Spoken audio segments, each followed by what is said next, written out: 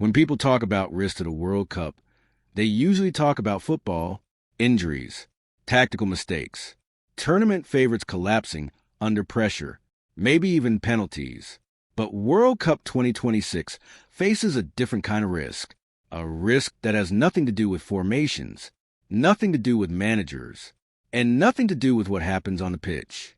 Because for the first time in a very long time, many football supporters are asking a question that would have sounded strange just a few years ago. Is the World Cup becoming too big for its own good? Think about it.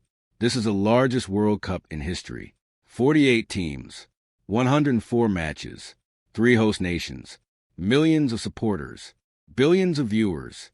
On paper, it sounds like a celebration of football's growth, and FIFA would certainly describe it that way. More countries, more opportunities, more representation, more football. But what if the biggest risk isn't the football? What if the biggest risk is everything surrounding it? Because as World Cup 2026 unfolds, the conversation increasingly isn't about goals. It's about access. It's about affordability. It's about travel. It's about logistics. It's about whether ordinary football supporters are slowly being pushed away from football's biggest event. Before we go any further, I want to ask you something. If you had the chance to attend World Cup 2026 tomorrow, would you actually be able to afford it? Let me know in the comments, because that question sits at the center of this entire story. Now, let's start with the most obvious change. Scale. The World Cup used to have 32 teams. Now it has 48. Officially, this expansion exists to make football more global, and there is real truth in that. More African nations qualify. More Asian nations qualify. More CONCACAF nations qualify. Countries that previously watched from home can now dream of participating. For millions of supporters around the world, that's genuinely exciting. But expansion creates consequences, because more teams create more matches, and more matches create more pressure on everything else.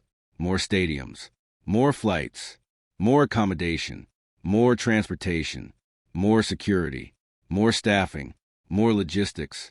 Suddenly the challenge isn't simply organizing a football tournament. It's managing one of the largest sporting events in human history.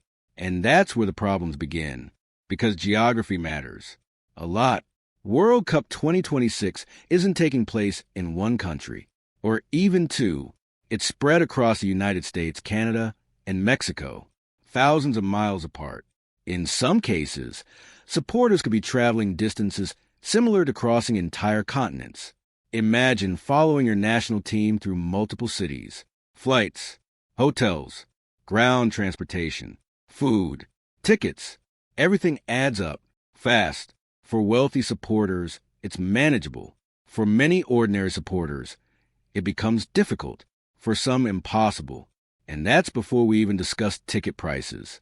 Because while travel costs are largely outside FIFA's control, ticketing is a different story. And few issues have generated more debate than dynamic pricing. For decades, football supporters understood roughly what a ticket would cost. World Cup 2026 changed that. Now prices move with demand, much like airline tickets, much like hotels. The more people want something, the more expensive it becomes.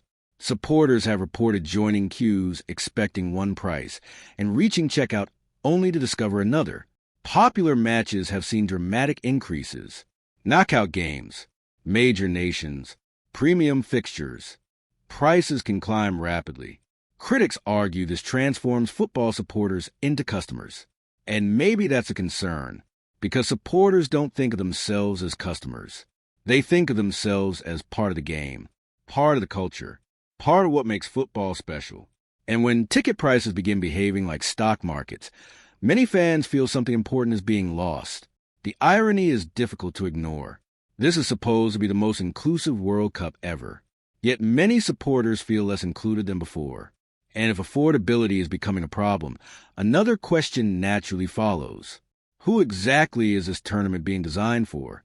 Because while ordinary supporters struggle with costs, another group experiences a very different World Cup, a luxury World Cup, private entrances, premium lounges, exclusive dining, corporate hospitality, VIP experiences, packages costing thousands of dollars, sometimes tens of thousands. This isn't a side business. It's one of FIFA's most profitable businesses, and it reveals something important. The World Cup isn't only competing as a sporting event anymore. It's competing as a premium entertainment product, which brings us to a much larger issue.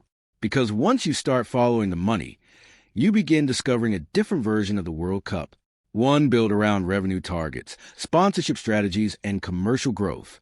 And that's where the story becomes much bigger than ticket prices. Because the biggest risk facing World Cup 2026 may not be travel, or visas, or logistics. It may be the growing tension between football as a sport and football as a business. So if travel is becoming more expensive, if tickets are becoming more expensive, and if attending the World Cup is becoming more difficult, then the obvious question is why? Why is football's biggest tournament moving in this direction? The answer, at least partly, comes down to one word: revenue. Because behind every major decision surrounding World Cup 2026 sits a financial reality that is impossible to ignore. The World Cup isn't just the biggest tournament in football. It's one of the biggest commercial events on earth. And the numbers are staggering. During the Qatar World Cup cycle, FIFA generated approximately $7.57 billion in revenue. One tournament, 1 month, more than $7 billion. Now look at World Cup 2026. FIFA is targeting around $13 billion in revenue, nearly double. Think about that for a moment. The biggest World Cup in history is also expected to become the richest World Cup in history. And that's where the concerns begin. Because many of the changes fans are debating today suddenly start making sense when viewed through a business lens. Why expand to 48 teams? More matches. Why create 104 games? More broadcasting inventory. Why increase hospitality offerings? More premium revenue. Why attract more sponsors? More commercial partnerships. None of these decisions automatically make football worse, but they do reveal something important. Every additional match creates value, not just sporting value, commercial value. And that brings us to the single biggest source of FIFA's income: broadcasting. Most supporters think ticket sales drive the World Cup. In reality, television rights are the true engine. Broadcasters pay billions to show World Cup matches because billions of people watch them. And when FIFA expanded the tournament from 64 matches to 104 matches, broadcasters suddenly had 40 extra events to sell, 40 extra broadcasts, 40 extra opportunities for advertising, 40 extra opportunities to generate revenue. Supporters see more football. Television networks see more inventory. FIFA sees more money. Everybody wins, at least in theory. But supporters increasingly wonder whether football itself remains a priority, because the business side keeps growing. And nowhere is that more visible than in sponsorships. Look around any World Cup stadium. The logos are everywhere, on advertising boards, on television graphics, on fan zones, on official content, on social media campaigns. Some of the largest corporations on the planet compete for those spaces: Adidas, Coca-Cola, Visa, Hyundai, Qatar Airways, Lenovo, Budweiser, McDonald's, and many more. These companies aren't investing because they love football. They're investing because football gives them access to something incredibly valuable: attention, global attention. The World Cup delivers audiences that few events can match, and that attention is worth billions. By the end of the current cycle, sponsorship revenue alone is expected to exceed $2.7 billion, which means sponsors aren't just supporting the World Cup, they're helping shape it. And as sponsorship grows, another concern emerges: commercial saturation. Because there was a time when sponsors felt like part of the background. Now many supporters feel they're becoming part of the experience itself. Hydration breaks become sponsor moments. Fan zones become branded environments. Every interaction becomes an opportunity for activation. Every moment becomes inventory. Every second becomes monetizable. And that's where many football supporters start feeling uncomfortable. Not because sponsorship is new. It's not.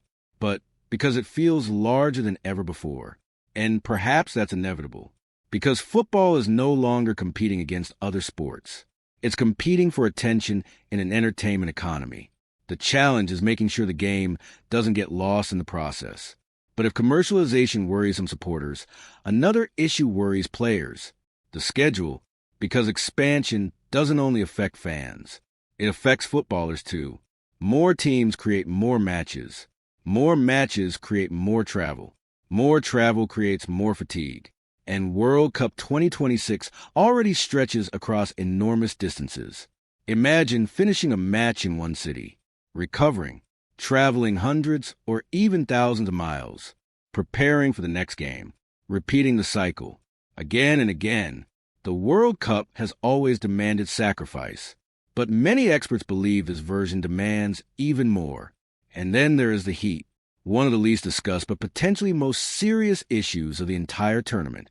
Several host cities can experience extremely high temperatures during the summer. Players, medical experts, sports scientists, many raised concerns long before the tournament began. The issue isn't whether football can be played. Of course it can. The issue is what happens when elite athletes repeatedly perform in difficult environmental conditions while also managing travel and recovery demands. That's why hydration breaks became necessary. But even that sparked debate, because what should be a player welfare measure also became another commercial opportunity. And suddenly supporters found themselves asking the same question again. Where exactly is the balance? Player welfare, commercial growth, fan experience, tournament expansion. All of these goals can coexist, but only if they're managed carefully. And that's where FIFA's defense becomes important. Because to be fair, FIFA would argue that revenue is not the problem. Revenue is the solution. The organization points to development programs, grassroots investment, women's football, youth competitions, infrastructure projects, member associations around the world receiving funding. And there's truth in that argument. Football development requires money, lots of it. Without revenue, many football projects simply wouldn't exist. The World Cup finances much of global football. That's a reality critics sometimes ignore. So perhaps the debate isn't whether FIFA should make money. Perhaps the debate is how much is enough. How much commercialization can football absorb before supporters start feeling disconnected? How much expansion can the World Cup absorb before it loses part of its identity? Because identity is really what this discussion is about. The World Cup isn't just successful because it's large. It's successful because it means something. It means memories. It means tradition. It means national pride. It means generations of supporters sharing moments together. And those things are difficult to measure. You can't put them in a financial report. You can't include them in revenue projections. You can't monetize them. Yet they're the reason people care. And that's why World Cup 2026 feels like such an important moment. Not because the football is failing. The football remains extraordinary. Not because supporters are losing interest. Interest remains massive. But because the tournament is reaching a crossroads. One path leads toward continued expansion. More matches, more sponsors, more revenue, more commercialization. The other path asks a different question. How do you grow the World Cup without losing what made it special? Because that's the real risk facing World Cup 2026. Not one team, not one player, not one stadium. The biggest risk is that football's greatest tournament becomes so focused on growth that it forgets why people fell in love with it in the first place. The World Cup has always been more than a business, more than a television product, more than a sponsorship platform. It's a shared experience, a global celebration, a month when football belongs to everyone. The question is whether that remains true in the future. Because if ordinary supporters can no longer afford to attend, if travel becomes too difficult, if commercialization becomes impossible to ignore, then the World Cup may continue growing financially while shrinking emotionally. And that is a risk no revenue report can measure, because the football will survive. The football always survives.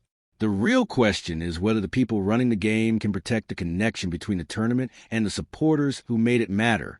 And that may be the most important challenge FIFA faces long after the final whistle of World Cup 2026.